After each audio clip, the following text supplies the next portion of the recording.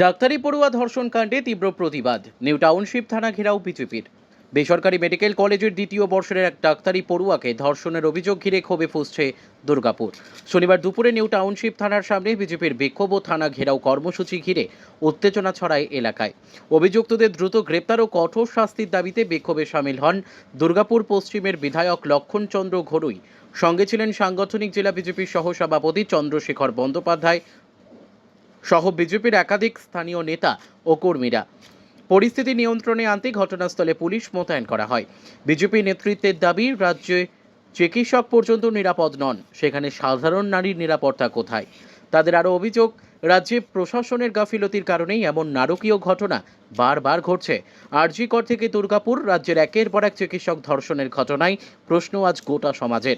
কবে থামবে এই লজ্জা? কবে পাবে প্রকৃত শাস্তি ধর্ষকরা?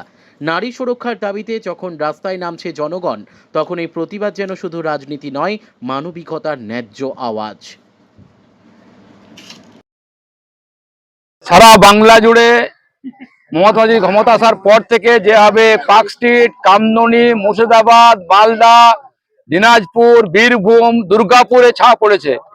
মাননীয় মুখ্যমন্ত্রী ১৫ বছরে একজন ধর্ষককে গ্রেপ্তার করতে পারেনি, শাস্তি দিতে পারেনি, ফাঁসি দিতে পারেনি।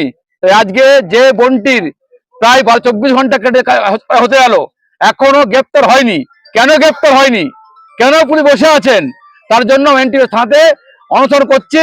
একটাই বক্তব্য, যতক্ষণ না গ্রেপ্তার না হচ্ছে, শাস্তি না হচ্ছে, আমাদের অনশন চলছে, অনশন চলবে। সেই কারণে আমরা এনটিভি থানায় বসেছি। উদ্দেশ্য একটাই, মাননীয় মুখ্যমন্ত্রী যখন থাকবে, এই বাংলার শান্তি, এই বাংলার সমৃদ্ধি, এই বাংলার কালচার ফিরে আসবে না। একের পর ধর্ষণ হচ্ছে, খুন হচ্ছে, আর মুখ্যমন্ত্রী এডভাইস দিচ্ছেন, ঘটনা বলছেন, তার ফলে এই ঘটনা ঘটছে, এই ঘটনা বৃদ্ধি পেয়েছে। সেই কারণে আমরা আর কিছু ঘটনা যাতে এখন গ্রেপ্তার হয়, প্রতিবাদ করার জন্য আমরা বসেছি।